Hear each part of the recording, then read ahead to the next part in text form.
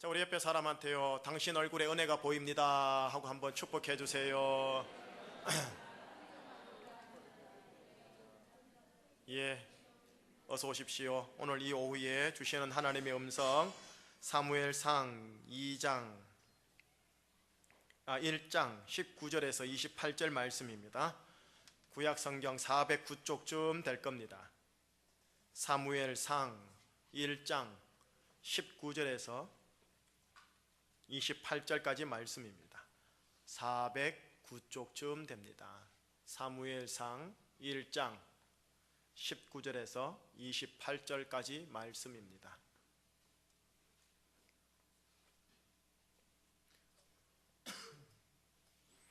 (1장 19절) 제가 먼저 읽겠습니다. 20절은 여러분들이 읽겠습니다. 그들이 아침에 일찍 일어나 여호와 앞에 경배하고 돌아가 라마의 자기 집에 이르니라. 엘가나가 그의 아내 한나와 동침하며 여호와께서 그를 생각하신지라.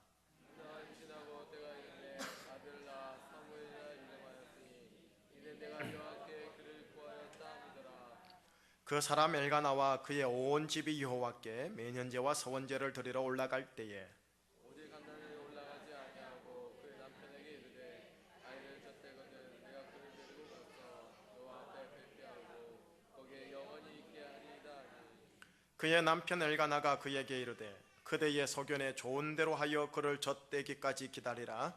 오직 여호와께서 그의 말씀대로 이루시기를 원하노라 하니라.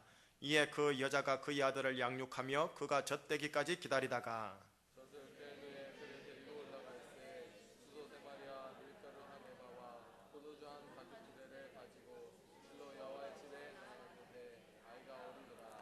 그들이 수소를 잡고 아이를 데리고 엘리에게 가서 한나가 이르되 내 주여 당신의 사심으로 맹세나이다. 나는 여기서 내 주 당신 곁에 서서 여호와께 기도하던 여자라. 이 아이를 위하여 내가 기도하였더니 내가 구하여 기도한 바를 여호와께서 내게 허락하신지라. 그러므로 나도 그를 여호와께 드리되 그의 평생을 여호와께 드리나이다 하고 그가 거기서 여호와께 경배하니라. 아멘. 하나님만을 경배하는 믿음의 가문이라는 제목으로 우리 교회 중고등부 담당해 주시고 수고해 주시는 최병훈 목사님께서 오늘 말씀 함께 나누시고 선포하겠습니다. 앞에 모실 때 여러분들 우리 중고등부와 또 우리 모든 다음 세대 마찬가지죠. 모든 다음 세대와 또 우리 최병훈 목사님의 위에 주님의 은혜가 있을 수 있도록 축복의 박수로 한번 맞이하겠습니다. 최 목사님 나와주세요.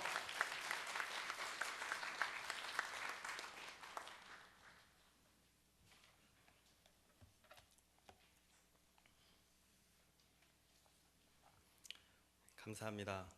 여러분을 주의 이름으로 사랑하고 축복합니다. 우리 옆에 분들하고 다시 한번 그렇게 인사할까요? 당신을 주의 이름으로 사랑하고 축복합니다라고 한번 이렇게 환영해 주셨으면 좋겠습니다.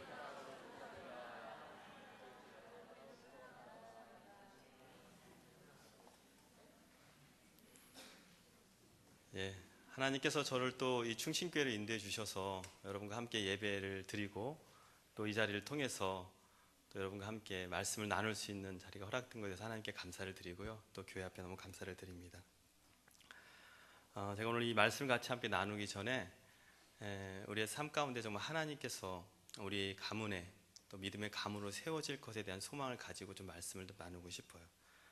하나님께서 아브라함의 하나님, 이삭의 하나님, 야곱의 하나님, 그런 자신의 조상의 하나님을 고백했던 것처럼 우리의 믿음의 자녀들이 정말 우리 아버지의 하나님, 우리 어머니의 하나님을 고백하며 그 정말 믿음의 세대 가운데 더 귀한 믿음의 세대들을 일으켜 나가고 또 세워나가는 그런 믿음의 가문이 되기를 소망합니다. 미국의 보스턴에 있는 한 억만장자인 도노번이라는 사람이 있었습니다. 그분은 몇 년 전부터 굉장히 심한 싸움이 있었는데요. 그 싸움에는 그분이 MIT 교수 출신인 그 아버지와 또 그리고 하버드 법대 출신인 그 5자녀를 대표한 아들의 싸움이었습니다.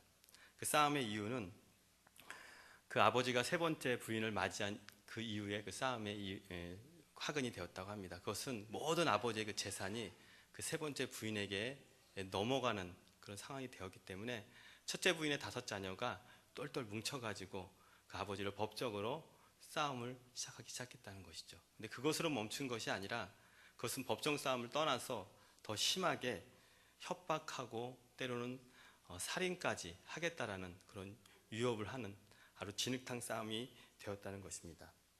문제는 이들이 기독교 가정이었다라는 것이죠. 실제로 그 시대에 있었던 한 신문 기사가 이런 기사가 났습니다. 그 도노번 가정을 잘 알고 있는 오랜 친구인 폴 매커보이라는 전 예일대 학장은 이렇게 기사들에게 이야기를 나눴다고 합니다. 그것은 도노번 일가는 주일마다 교회를 찾았던 행복한 가정이었다. 그들이 재산 문제로 싸우게 된 것은 매우 큰 비극 중에 비극이다라고 안타까워했다고 합니다. 오늘 저는 하나님을 경배하는 믿음의 가문이라는 제목을 가지고 여러분과 함께 말씀을 나누고 싶습니다. 저는 이 도노번 가정의 이야기를 나누면서 뭘 그거 갖고 그렇습니까? 요즘에 더 심한 데도 있습니다. 근데 문제는 정말 이 믿음의 가정들이 삶과 이 예배의 삶이 일치되지 않는 그런 안타까움에 있다라는 것이죠. 교회에 다닌다는 이유만으로 믿음의 가문이 저절로 만들어지는 것은 아니다고 생각합니다. 기독교 가정이라고 하지만 오히려 더 비기독교 가정보다 더 못한 그런 상황 속에 있는 것은 부인할 수 없는 현실이죠. 참된 그리스도인이 모여있는 가정, 또 참된 그리스도인으로서 오랫동안 함께 좀 믿음의 공동체를 이루고 있는 가정, 이 가정이 정말 행복한 가정이어야 하는데 그렇게 못한 것, 이것이 오늘날 현실이 아닐까 생각합니다.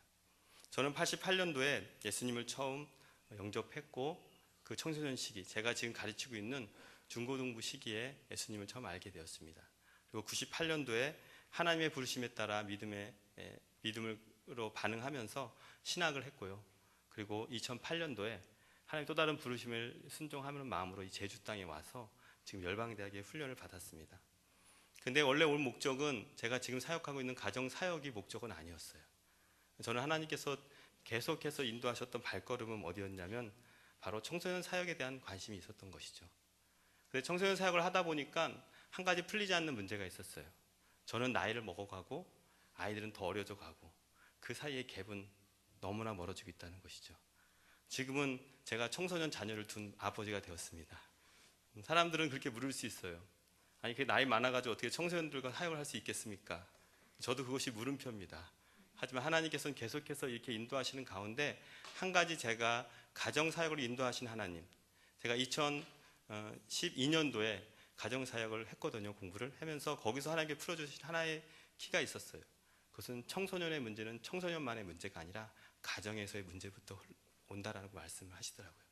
그래서 오늘날 점점 가면서 청소년의 많은 문제들, 더 나아가서 중독과 어떤 걷잡을 수 없는 그런 나락의 길로 빠져들어가는 그 청소년들을 풀어가는 것이 어디서부터 있어야 될 것인가? 그것은 키가 바로 가정에 있다는 것이죠. 가정에서 풀어지지 않으면 그 문제는 해결될 수가 없습니다. 잠깐의 해결은 될 수가 있겠죠. 잠깐의 보여지는 행동의 변화는 있을 수 있겠죠. 하지만 근본적인 문제의 변화는 가정에서 풀어져야 된다는 것이죠. 왜냐? 하나님께서는 우리에게 최초로 허락하신 공동체가 가정이기 때문이었습니다. 하나님께서는 성부, 성자, 성령의 공동체의 하나님께서 최초로 만드신 것은 아담과 하와를 통해서 가정을 창조하셨고 그 가정을 통해서 믿음의 가문들을 세워나가시는 것이었습니다. 하지만 그것이 사단의 전략, 계략에 의해서 문제가 생기죠. 그러자 하나님께서는 다시 믿음의 가문의 한 사람을 택하죠. 그것이 바로 아브라함, 우리 믿음의 조상인 아브라함을 택하셔서 그 가문을 통해서 하나님께서 믿음의 가문, 변함없이 오늘도 하나님께서 우리의 믿음의 영적인 가문을 통해서 이 교회를 통해서 오늘 계속해서 하나님의 나라를 이루어 가시는 것, 그것이 바로 하나님께서 이 땅 가운데 가족 공동체를 통해서 믿음의 공동체를 계속해서 세워나가시고 더 나아가서 하나님의 나라를 확장해 나가시는 것이 바로 하나님의 꿈과 비전인 줄 믿으시기 바랍니다. 그러나 오늘의 현실은 어떤가요? 교회는 부흥하고 있고 또 믿음의 지식은 더 쌓아져 가고 있지만 우리 가정의 현실은 막막할 때가 많고 그 앞에 설명했던 도노번 가정, 우리나라의 가정은 아니지만 우리나라 가정도 못지않는 그런 많은 문제가 오늘의 현실에 있다는 것이죠. 무엇이 문제일까요? 어떤 문제가 있을까요? 그것은 하나님만을 경배하는 것에 우선순위를 두지 않는 바로 우선순위의 문제가 있다는 것입니다. 기독교 가정이라고 하지만 거기에 하나님이 안 계시다면 그것은 더 이상 하나님을 믿는 믿음의 가정이라고 하기가 어렵습니다. 겉은 그렇게 할 수 있겠지만 그 가정의 중심에는 하나님이 안 계시다는 것이죠. 저는 오늘 본문을 통해서 하나님만 경배하며 살았던 그 사무엘을 키운 그 가정, 그 아버지 엘가나와 한나, 그 한나의 가정과 그 가문을 통해서 우리의 가문이 어떻게 하나님만을 경배하는 믿음의 가문이 될 수 있는지 저는 그 비결을 함께 배우고자 합니다. 우리가 어떻게 하나님만을 경배하는 가정으로 만들어갈 수 있을까요? 첫 번째, 저는 고난 속에서 드려지는 기도가 있어야 합니다라는 것이죠. 여러분, 고난이 올 때는 어떠십니까? 기도하기보다는 쉬운 것이 하나님을 원망하는 거, 낙심하는 거, 불평하는 것이 더 쉬울 수 있을 것입니다.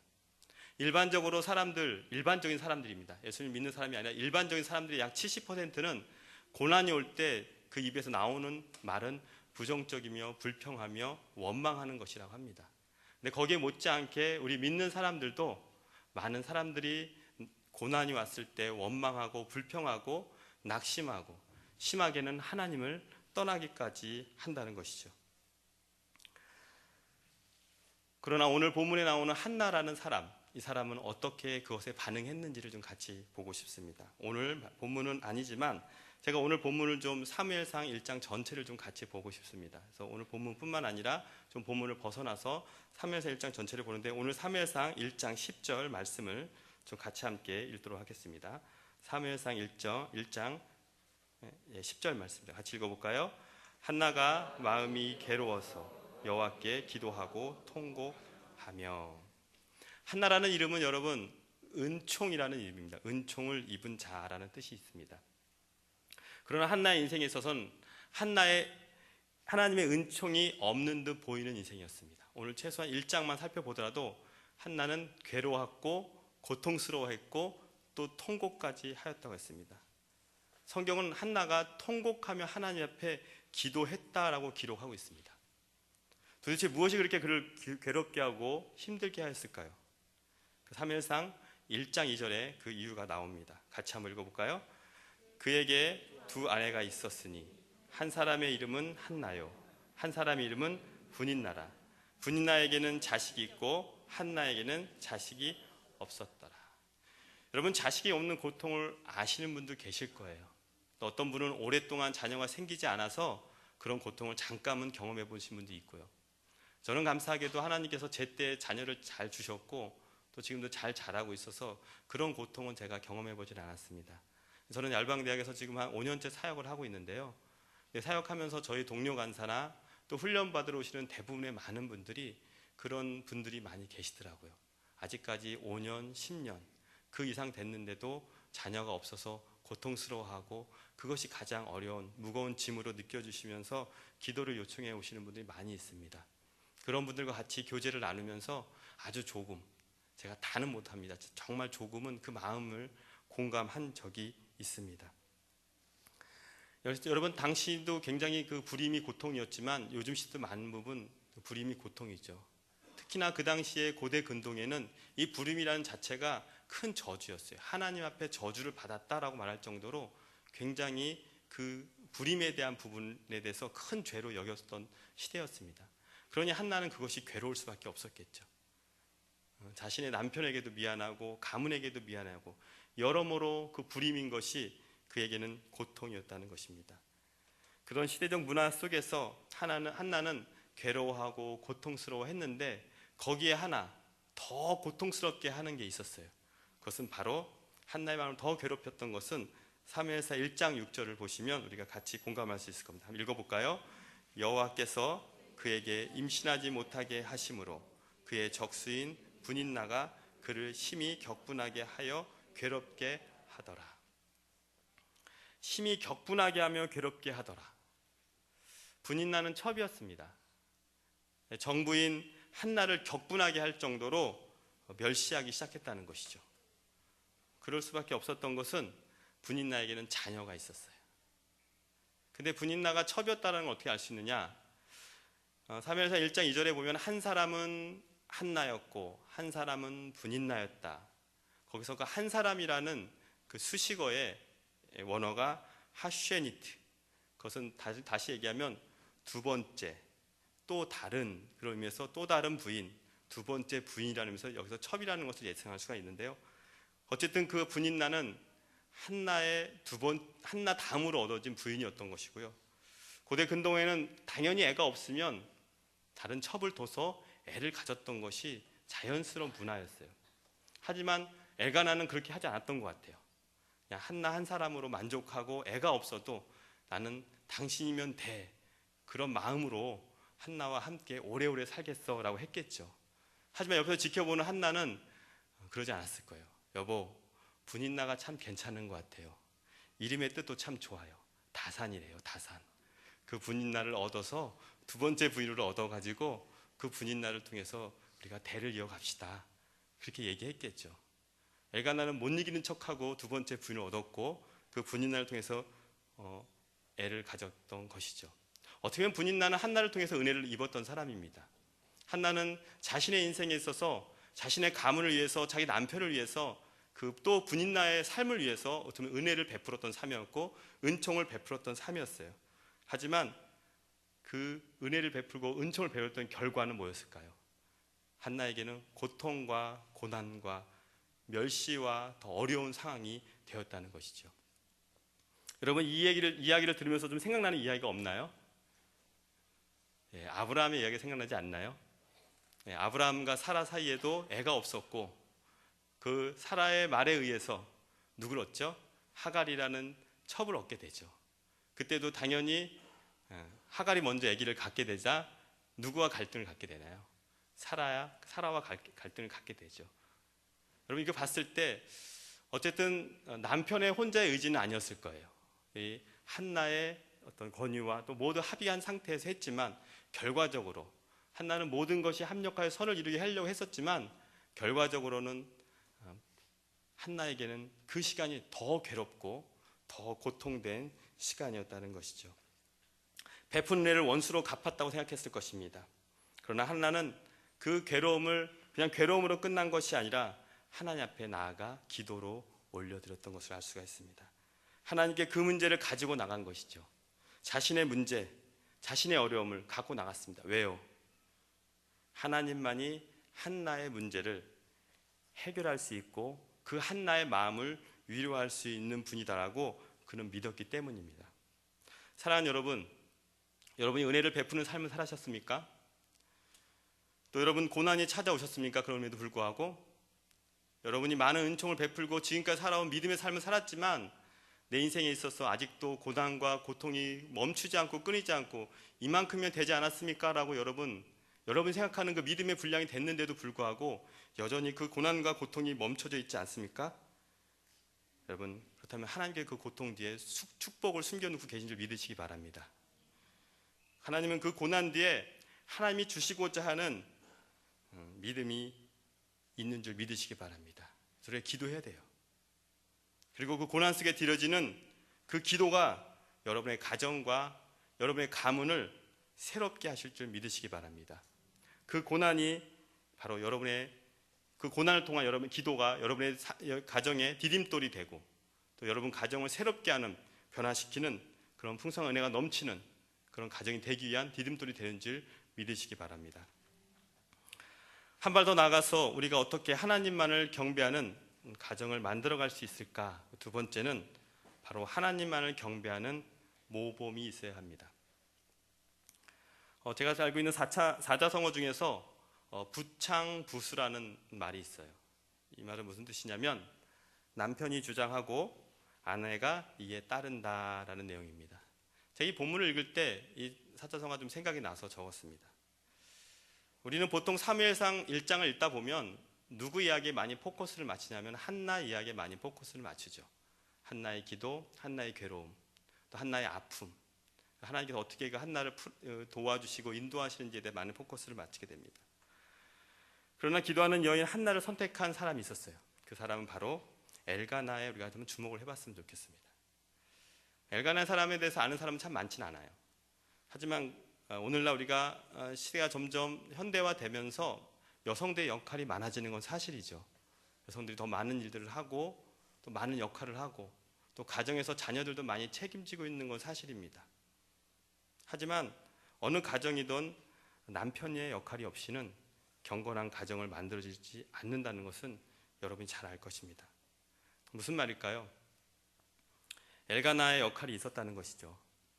엘가나의 역할이 중요하게 있었기 때문에 한나가 사무엘을 믿음으로 키워낼 수 있었다는 것입니다.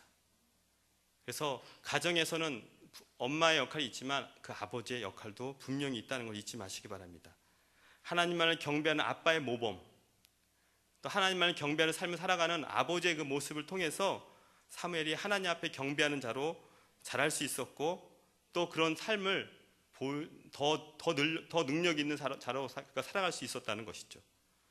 엘가나가 어떤 사람이었는지 오늘 사무엘상 1장 우리 3절 말씀을 좀 같이 읽으면서 같이 우리 보도록 하겠습니다. 사무엘상 1장 3절입니다. 시작.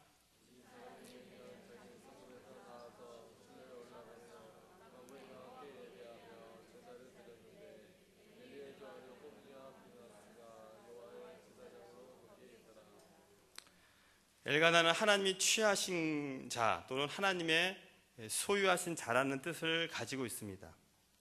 그렇습니다. 엘가나는 에브라임 산지에서 레위 지파의 역할을 감당하는 사람이었어요. 하나님이 마음껏 쓰시는 사람이었죠. 또 하나님의 사람으로서 자신의 삶을 온전히 내어드렸던 사람이었습니다. 그러기에 하나님께서 정해진 시간에 나와 경배하는 일을 최우선을 하는 그 엘가나의 삶을 통해서 하나님께서 사무엘의 모습을 그렇게 온전히 세워주신 줄 믿으시기 바랍니다. 당시 시대적인 배경이 언제인지 아시죠, 여러분? 사무엘상 1장의 시대는요, 바로 사사시대였어요. 그 사사시대 말기. 그 사사시대가 어떤 시대였는지를 한 구절로 함축하고 있는 내용이 있습니다. 그것은 사사기 21장 25절. 혹시 스크린에 나오면 같이 함께 읽어보도록 하겠습니다. 시작. 그때 이스라엘에 왕이 없으므로 사람이 각자 자기의 소유견에 옳은 대로 행하였더라. 하나님을 믿는 믿음의 기준을 잃어버린 것이죠. 당시의 왕은 당연히 없었어요. 당시에 이스라엘의 왕은 하나님이 왕이셨습니다. 하나님께서는 그 시대와 다른 나라와 다른 하나님의 독특한 왕국을 이루기 원하셨어요. 그것이 바로 하나님의 나라를 확장하시기 위한 작업이셨죠. 그래서 이스라엘 백성의 당시의 그 정치는요, 신정 정치였어요. 신정. 그러니까 하나님이 왕이시고 그 하나님의 통치를 받는 이스라엘 백성만이 또 거기 대리 통치하는 그 선지자들을 통해서 하나님께서 일을 하고 계셨던 것이죠. 근데 이스라엘 백성들은 뭘 원했죠? 왕, 보여지는 왕. 주변에 있는 왕들처럼 우리에게도 저런 능력 있고 용사와 같은 왕을 주십시오라고 요청했어요. 하지만 왕이 필요 없다고 했어요, 하나님께서는. 왜요? 하나님이 왕이시기 때문에. 오늘도 변함없이 하나님은 우리의 왕이십니다. 할렐루야. 우리는 하나님께서 우리를 영적인 이스라엘 백성으로 세워주셨고, 우리는 그 하나님의 왕 앞에 우리는 순종하는 마음으로 사는 하나님의 나라의 백성인 줄 믿으시기 바랍니다. 그러나 그런 시대에 그들은 왕이 없었다라고, 다시 말하면 자신들의 믿음의 기준을 잃어버린 것이죠. 자신들이 옳은 대로 행했던 것입니다. 하나님이 왕이신데도 불구하고 그 하나님 자체의 기준을 잊어버린 겁니다. 하나님 자체를 부인하고 산 것이죠. 바로 그 시기에 엘가나가 살았던 시기였습니다. 그때 사람들은 예배를 멸시하고 예배를 멀리하고 더 나아가서는 예배 자체를 드리지 않는 그런 삶까지도 살게 되었던 것이죠. 그런 시대에 엘가나는 하나님께 정해진 시간에, 정해진 때에 변함없이 나아가서 그는 예배의 삶을 살았던 것입니다. 그것도 가까운 곳에서 편하게 예배하는 것이 아니라 실로라는 먼 곳까지 시간을 정해놓고 나아갔다는 것이죠. 왜 그랬을까요? 거기에는 하나님의 임재의 상징인 성막과 하나님의 법궤가 있었기 때문입니다. 그는 하나님의 임재를 갈망한 예배를 드리기로자 했던 것이죠. 엘가나와 한나가 예배자로 하나님께 나갔던 그 모험의 평생, 그 삶은 바로 사무엘 될 수 있었던 삶이었던 굉장히 큰 도전을 줄 수 있었던 것입니다. 예배하는 모습으로 살아가는 가정, 그 가장을 따라 예배하는 아내들이 우리 충신교회에 가득하기를 소망합니다. 할렐루야. 그래서 애들이 보는 것 같지 않지만 우리 아이들은 우리 부모의 삶을 보고 있어요. 교회에서 예배하는 부모의 모습과 집에서 예배하지 않는 부모의 모습들을 같이 보고 있어요. 그 아이들의 삶은 교회에서는 예배하지만 나가서는 예배하지 않는다는 것이죠. 제가 가정상담 사역을 하면서 하나님께서 저 왜 이걸 하게 하시는지를 이해가 안 됐어요. 저희 가정은 문제가 없었거든요. 저희 가정은 뉴스에 나올 만한 그런 문제 있는 가정이 아니었습니다. 저희는 아무 문제가 없어요. 근데 또 사람들도 많이 그렇게 오해하세요. 저희 열방대 가정상담 사역 공부하러 가는 것은 저 집 이혼의 위기가 있나 보다, 뭔가 깨질 위기가 있나 보다 하는 그렇게 오해를 하는데 아니요. 저는 그런 문제가 없었어요. 그러면 하나님 말씀하셔서 갔습니다. 제가 하나님께 물었죠. 이곳이 가는 게 맞습니까? 그렇다면 재정을 주십시오. 근데 놀라울 게 하나님께서 일주일 만에 재정을 채우시면서 저를 인도하셨죠. 저는 가면서 깜짝 놀랐습니다. 저는 저의 가정에 문제가 없는 줄 알았어요. 최소한. 저희 가정 문제가 없습니다. 뉴스에 나오지도 않고요. 아무 문제 없습니다. 근데 저의 자신을 보니까 문제가 너무 많았어요. 저는 그동안 그게 아무 문제가 없는 줄 알았어요. 근데 그것을 누가 보고 있었냐? 우리의 자녀들이 그대로 보고 있었다는 것이죠. 근데 그 문제가 어디서부터 왔느냐? 저는 우리 부모를 원망하는 건 아닙니다. 하지만 제 삶에 30년 이상 40년에서 살아온 그 문화 속에 나도 모르게 젖어들어온 거예요. 저도 모르게 우리 아이들에게 교회에서는 목회자로서 아주 젠틀하면서도 또 사람들에게 많은 호응을 받으면서도 때로는 잘 친절하게 지내는 목회자로 있지만 집에 오면은 목회자로 살아가는 것이 아니라 저희 아버지의 모습으로 제가 살아가고 있었다는 것이죠. 사랑하는 여러분, 우리의 가정의 모델은 하나님이 되어야 됩니다. 할렐루야. 물론 여러분의 부모님들 내가 그냥 무시하라는 건 아닙니다. 그분들도 우리를 낳아주시고 키워주신 좋은 분들 맞습니다. 하지만 그분들도 그분의 삶 속에서 자라온 환경 속에서 예기치 않았던 어릴 적부터 받았던 상처가 있다는 것이죠. 그것이 몸에 자신도 모르게 들어가 있는 거예요. 그래서 무의식적으로 나도 모르게 내 자녀들에게 그대로 흘려보내고 있다는 것이죠. 그래서 우리는 다시 성경으로 가야 됩니다. 하나님이 왜 가정을 만드셨고 어떻게 가정을 만드셨는지, 가정을 최초에 만드신 하나님이 어떠한 분이신지를 먼저 알아야 돼요. 할렐루야. 그리고 그 하나님이 어떠한 목적으로 가정을 만드셨는지 그 다음 알아셔야 돼요. 그 다음 그 가정을 통해 하나님께서 무슨 일을 하기 원하시는지도 아셔야 돼요. 저는 한 가지 깨어진 게 있었어요. 사역을 마치고 나서, 공부를 마치고 나서. 청소년의 문제는 아까 제가 말씀드린 청소년의 문제가 아니라 저는 청소년 사역을 통해서 가정 사역을 해야겠구나라는 마음 들었습니다. 부부관계 애들 다 봐요. 부모와 자녀와의 대화 애들은 다 들어요. 근데 그것이 그 아이들에게는 무의식 가운데 다 들어간다는 거죠.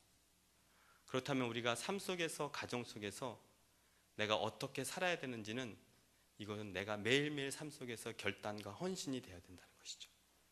그래서 마지막으로는 우리가 어떻게 하나님을 경배하는 가정을 만들 수 있을까? 그 세 번째는 가장 귀한 것을 하나님께 드리는 헌신이 있어야 됩니다라고 알고 싶습니다. 친구 목사님의 페북을 우연히 보게 되었습니다. 거기에 책을 하나 친구가 올려놨더라고요. 하나님은 월요일에 무슨 일을 하실까? 참 재미있는 제목 아닙니까? 하나님은 월요일은 무슨 일을 하실 것 같아요? 목사님들 다 쉬시니까 하나님도 쉬지 않을까요? 거기에 이런 글이 있습니다. 주일 오전 11시에 들은 말씀과 월요일 오전 11시에 하는 일이 아무 상관이 없다면 무언가 잘못된 것이다. 저는 이것을 이렇게 좀 바꿔보고 싶어요. 주일날 교회 공동체와 함께 하나님께 나아가는 예배와 주중에 세상에서 나 홀로 하나님께 나아가는 예배가 동일하지 않다면 그것은 무언가 잘못된 것이다.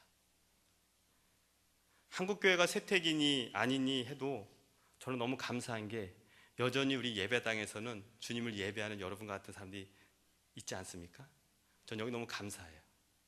그리고 오늘 3부 예배, 우리 1, 2, 3부 예배, 또 우리 중고등부, 주일학교, 주치부 모든 예배 가운데 아이들이 또 예배 가운데 있지 않습니까? 앞으로 저는 소망이 있다고 믿습니다. 할렐루야. 예, 소망이 있습니다. 여러분 절대 한국교회 부정적인 것만 보지 마세요. 소망이 있습니다. 그러나 한 가지 말씀드리고 싶은 것은 참 아이러니컬한 것은 그 예배했던 사람들이 삶 속에서는 도무지 찾을 수가 없다는 거예요. 이렇게 예배하고 은혜 가운데 나아갔던 사람들이 우리의 삶 속에서는 그 예배자의 삶으로 찾아볼 수 없다는 것이죠. 기억하십시오. 아무리 감동적인 예배를 드렸다 해도 헌신이 없다면 그것은 예배를 드린 것이 아닙니다. 좀 강하게 말씀드리고 싶습니다. A.W. 토저 목사님이 그분이 쓰신 저서 시리즈 중에서 이것이 예배입니다라는 책에 이런 글이 있습니다.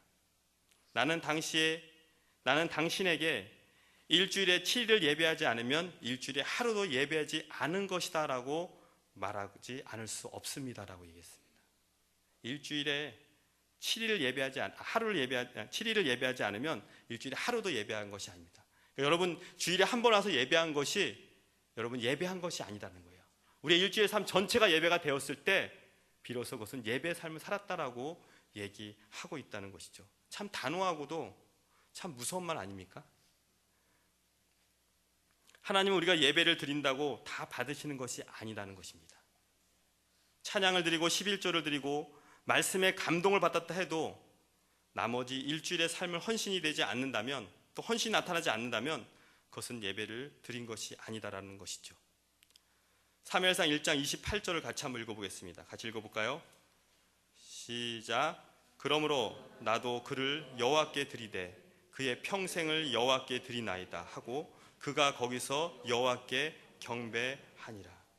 한나가 누구를 드렸다고요? 예, 귀하게 얻은 사무엘을 드렸습니다. 얼마나 기다렸던 아들인가요? 자신의 모든 고통과 아픔을 한 방에 해결했던 것이 바로 이 사무엘이었어요. 근데 그 아이를 다시 하나님께 드리는 헌신, 언제 드렸습니까? 다 키워놓고 장가 드릴 때쯤 보낸 것도 아니고요, 목회자로 드린 것도 아니었어요. 젖을 뗀 후. 그때 당시의 문화는 젖을 뗐다는 것은 약 3살 정도로 봅니다. 3살까지 젖을 먹는데 그 3살 동안에 잠시 데리고 있다가 그때 그 어린 나이에 아이를 보냈다는 것입니다. 이것이 바로 하나님만 경배하는 부모가 하나님을 예배하고 나서 보인 믿음의 반응입니다. 제가 여러분의 자녀를 드리라는 거 하는 말씀 아니에요. 여러분에게 가장 귀한 것이 뭡니까? 여러분 예배가 무슨 뜻인지 알죠? 월십. 월십에 여러분 그 영어 단어를 좀 이렇게, 제가 다 영어를 잘 못하지만 분석해 보면 worthy와 또 쉽의 합성어라고 하죠. worthy는 뭐죠? 가치를 둔다는 거죠. 가치를. 다시 말하면 이 월십이라는 것은 하나님께 최고의 가치를 둔다라는 그런 고백인 것이죠. 그런데 안타깝게도 현대 예배자들은 하나님께 최고의 가치를 두지 않습니다. 여러분 지금 이 시간에 나와서 드려지는 이 시간, 이 귀한 시간을 드리는 거 너무 귀합니다. 하지만 여러분 삶 속에서, 남은 이 주간의 삶 속에서 여러분 최고의 것을 하나님 드리시기 바랍니다. 최고의 시간, 최고의 것. 그래서 하나님께 헌신하며 나아가는 그 시간이 바로 예배인 것을 믿으시기 바랍니다. 자기의 소견에 오른 대로 예배하고 자기의 소견에 오른 대로 살아가는 그런 삶, 그것이 바로 사사시대의 삶이었고, 저는 지금 시대도 바로 그런 사사시대와 같은 삶이다라고 감히 말씀드리고 싶습니다. 하나님 앞에서 자녀를 키우지 않습니다. 이제는 그냥 자기의 생각과 자기의 계획대로 자녀를 키우려고 합니다. 예배하지만 예배하지 않는 가정, 또 예배하지만 헌신이 없는 가정, 예배하지만 고난 속에서도 기도하지 않는 가정, 그 가정에서 자라는 우리의 자녀들은 어떨까요? 똑같이 그 부모의 신앙을 받아서 살아가지 않을까요? 만약 한나와 엘가나가 그냥 아름다운 사랑을 해서 만나서 잘 살았더라 하면은 우리는 더 이상 그 사람들의, 그 여인의 일생을 들을 필요도 없고 알 필요도 없습니다. 그냥 해피엔딩이니까요. 그렇게 잘 이렇게 평범하게 살았으니까요. 그러나 오늘 우리가 한나의 이야기를 듣고자 하는 것은 바로 한나를 통해서 이스라엘 역사상 가장 위대한 선지자, 또 사사, 또 제사장이었던 사무엘이 그 가정에서 길러졌다는 것이죠. 어떻게 그것이 가능할 수 있었을까요? 그것은 한나의 기도 때문입니다. 힘들고 어렵고 환경이 어렵고 상황이 어렵다 할지라도 그 어머니의 기도의 모습을 보았던, 또 그 기도를 통해 태어났던 그 자녀 사무엘, 또 하나의 기도만이 아니라 만군의 여호와 앞에 예배자로 살았던 엘가나의 모습, 그의 모범적 예배의 삶은 가정에서나 교회에서나 어디서나 똑같은 하나님 앞에 경배하는 그 모습은 사무엘이 보지 않는 것 같았지만 다 보고 그 영향력을 받고 있었다는 것이죠. 그리고 또한 그렇게 예배했던 그 부모가 하나님 앞에 예배한 그 결과로, 반응으로 자신들의 삶을 헌신하며 드렸던, 자신의 존재를 하나님께 드리는 그런 헌신을 보였던 그 모습, 그렇다면 더 많은 것도 드렸겠죠. 그 귀한 가치를 하나님께 올렸던 그 모습, 그것이 바로 사무엘이라는 민족의 지도자를 세운 것이 가능했다고 생각합니다. 오늘날 우리에게 청지기로 맡겨진 믿음의 가정에 하나님만을 경배하는 믿음의 가문을 세우는 것이 우리 가정에서 맡은 아버지로서, 어머니로서 지금 이 시대를 살아가는 우리의 역할인 줄 믿으시기 바랍니다.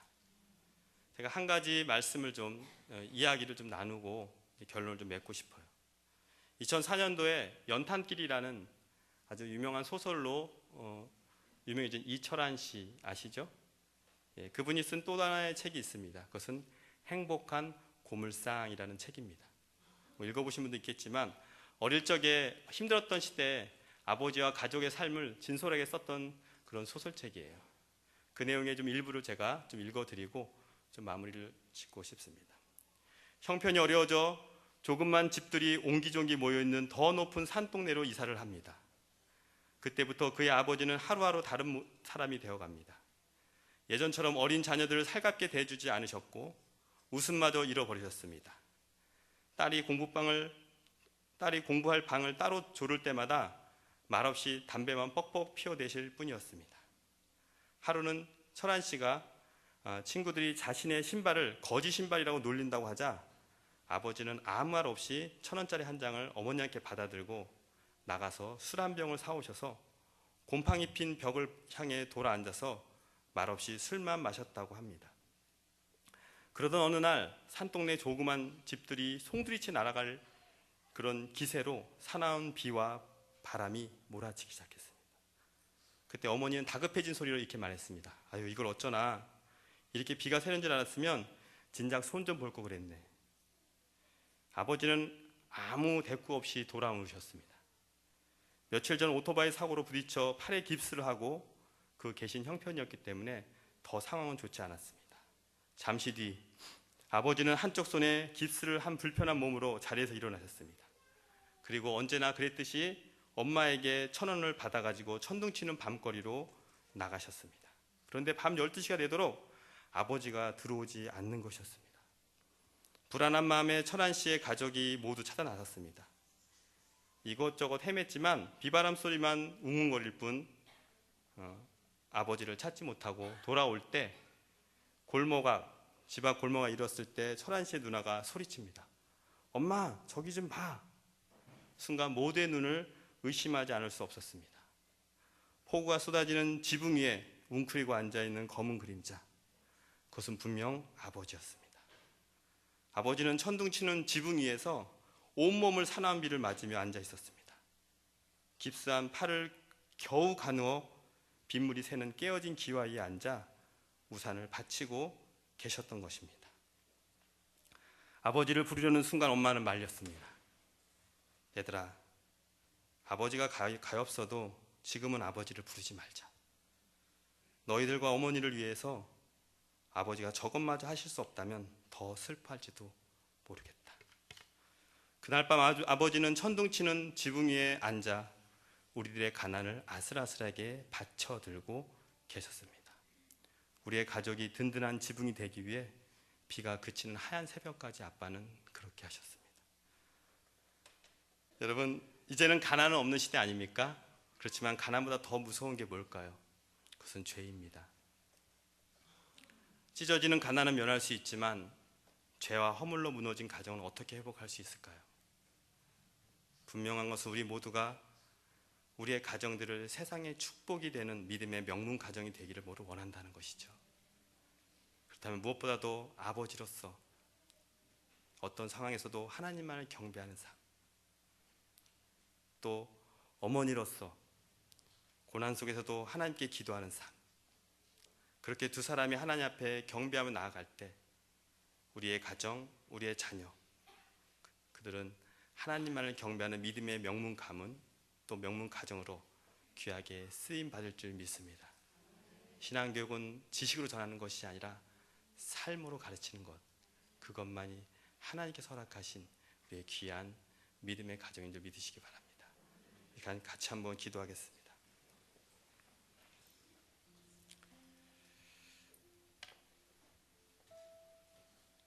하나님 아버지, 우리에게 귀한 가정을 허락해 주셔서 감사합니다.